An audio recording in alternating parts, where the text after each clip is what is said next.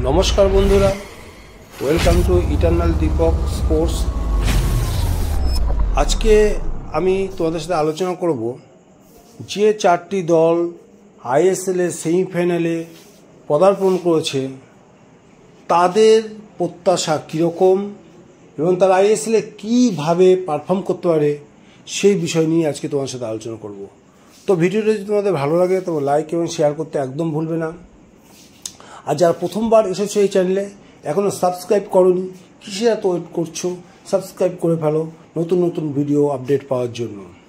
তো যে কথা বলছিলাম যে এবারের আইএসএলে যে চারটি দল Bengaluru FC, Jamshedpur FC, FC Goa এবং মোহনবাগান সুপার জায়ান্ট, তাদের প্রত্যাশা কীরকম, এই লিগে তারা কীরকম পারফর্ম করতে পারে সেই নিয়ে আজকে আলোচনা হচ্ছে।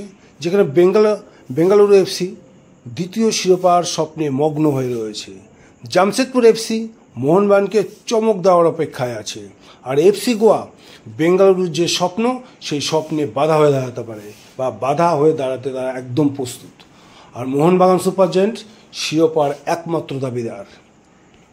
তো 2024-25 ইন্ডিয়ান সুপার লিগ এখন তার সেমিফাইনাল পর্যায়ে পৌঁছে গেছে।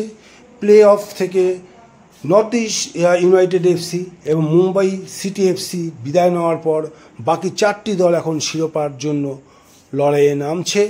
আগামী 2রা এপ্রিল থেকে শুরু হতে চলেছে হোম এবং অ্যাওয়ে ম্যাচের এই উত্তেজনাপূর্ব পর্ব।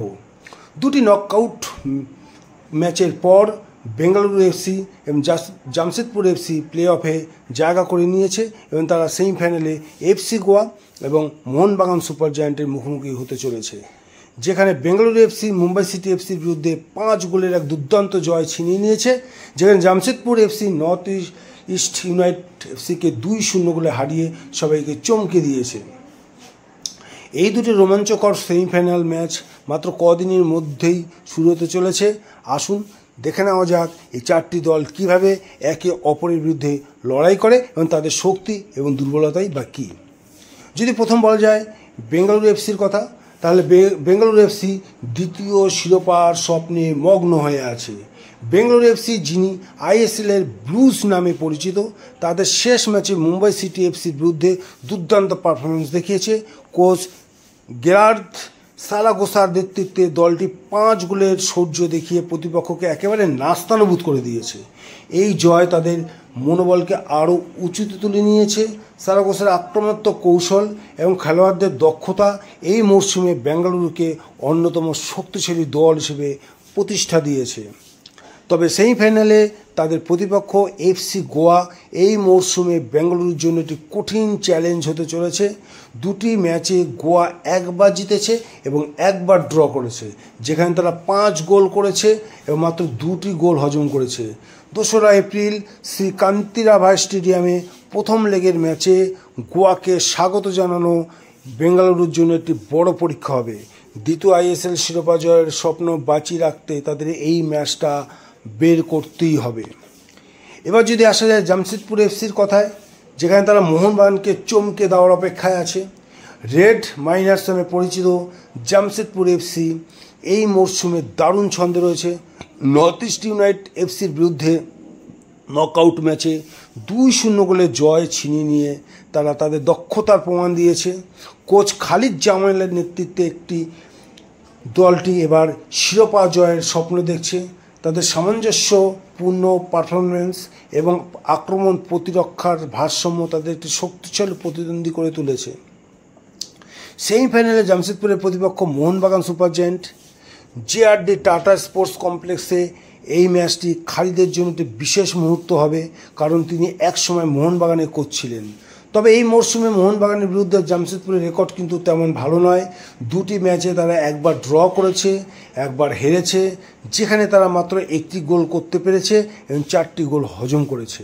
মোহনবাগান এই মরশুমে আইএসএল শিল্ড জিতেছে এবং লিগের ইতিহাসে সর্বোচ্চ পয়েন্ট অর্জনকারী দলগুলির মধ্যে একটি হয়ে উঠেছে। জামশেদপুরের জন্য এই ম্যাচে চমক দেখানো একটা বড় চ্যালেঞ্জ হবে। এবার যদি আমি আসি এফসি গোয়ার কথায়, এবছরে দুর্দান্ত পারফরমেন্স করছে এফসি গোয়া, যেখানে তারা বেঙ্গালুরুর স্বপ্নে বাধা হয়ে দাঁড়াতে পারে। দ্বিতীয় স্থানে থাকা এফসি গোয়া এই মরশুমে দারুণ ফর্মে রয়েছে। বেঙ্গালুরু এফসির বিরুদ্ধে তাদের রেকর্ড তাদের আত্মবিশ্বাস আরও বাড়িয়ে দিয়েছে।